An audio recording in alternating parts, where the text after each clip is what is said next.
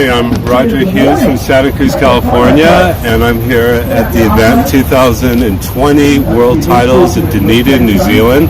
A very special event that I'm honored to be at, with a lot of great talent in kneeboarding, which is kind of a forgotten sport, and real subculture of surfing, which we seem to be more united than most surfers, at least in my opinion.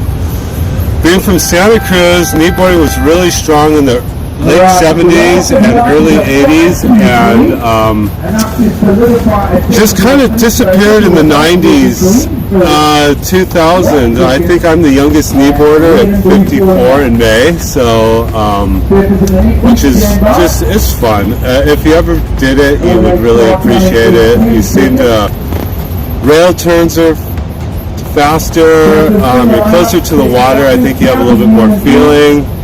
Of course, the tube riding, and I don't know, if you can do a top turn or a nice lipper, which we're seeing a lot of here, the talent is just off the charts. South Africa has really brought it.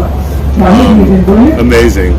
And then the Australians are always at the top, and everybody kind of follows suit. But as far as me, I got into kneeboarding because I grew up on 19th Avenue, which is a really good kneeboarding wave, and there was a guy, Pat Quigley, who was just so good on his knees. I wanted to be like him. He was 10 years older than me and a complete asshole. I used to buy his boards from him, which were all delaminated, and then I would try to pal out next to him. He'd tell me to go down to Second Peak from Sewer Peak. So there's definitely, in that time, there was, you had to pay your dues. There was nothing like how Santa Cruz is now with the university and everybody paddles out. There was definitely a lot more etiquette, and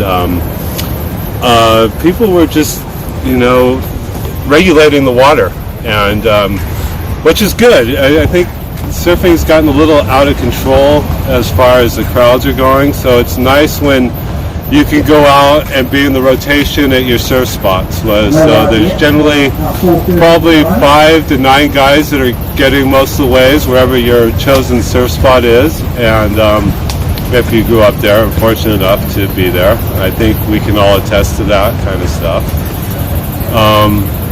I have to put a shout out to O'Neill Surf Shop, Santa Cruz O'Neill Surf Shop. They've been sponsoring me for 30-something years, so a couple free wetsuits a year, 40% discount on their clothing, 30% on everything else they sell in the stores, and then they cover my entry fees on all the contests, which is pretty cool. It's more of a bragging rights, and the only reason I have that is because where I grew up, it's not actually my talent of surfing, but just being at the right place at the right time. So I'm very fortunate for that. So as far as the kneeboard talent here, we have Shano and Albert, who are always at the top, who, if you ever see them, you'll see a bunch of YouTube shots of them catching airs and doing these things that you would not believe you could do on your knees, and I would not want any part of it.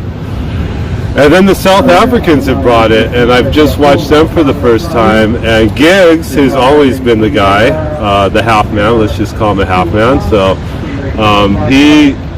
I met him in 2007 at the World Titles in Santa Cruz, and the waves were so-so, but he was obviously a standout. And we have Lester and I forget the other gentleman, Jake, who are J-E-double-D.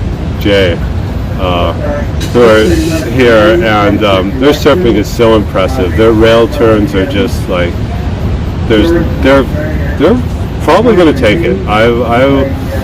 My bet is on the South Africans.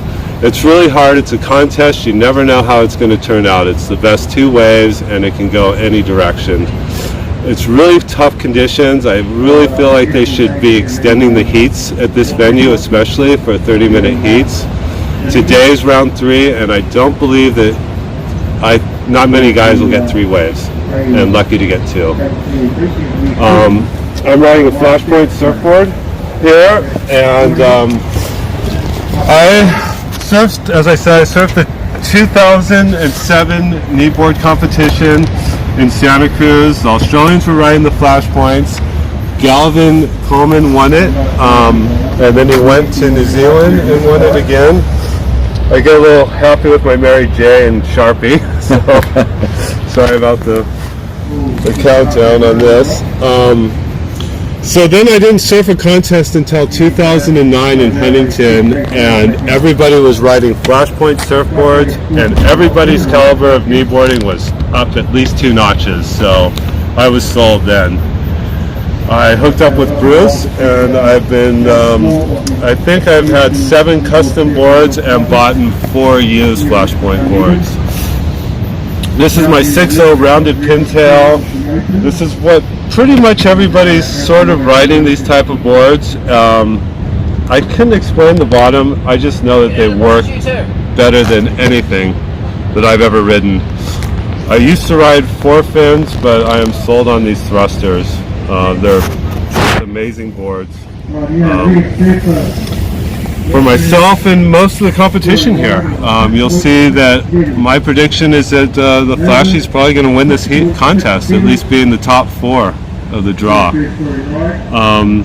Once again, O'Neill's Elfin from O'Neill Surf Shop right here, sticker, and Flea Verosco, who won Mavericks 4 times in a row. He's the team captain. This is the Santa Cruz team, so not the professional team. So this is the you know, whatever. But yes, beautiful boards. Cove pad, which if you have it, I think you're going to see at least 80% of the kneeboarders riding these cove pads. I strongly recommend them. They're amazing. And he also has a clear deck. I don't have it on this particular board. Yeah, Bruce is very passionate kneeboard shaper, and yeah, he's great to talk to. He'll talk you through. And the one thing about these boards in particular is when you're at the critical spot of the wave, you're able to make turns that you would not make, or I was not making, on previous boards. I grew up on John Mel, and he's a great Santa Cruz shaper, but these boards are just so much more advanced, and I think with how the sport is moving, the Australians are definitely at the forefront of that. Understood, they came with, I think, 30 competitors, so they are passionate.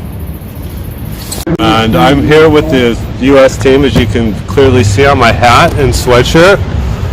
And I'm very proud to represent Santa Cruz, California, the Northern California, the only kneeboarder to come from, or I guess it's Central California. Thank you for your time, and just excellent productions that the South Africans have put on here. This is really neat to watch, and taking it to a whole new level as far as the experience for everybody at home and all of us here. So thank you.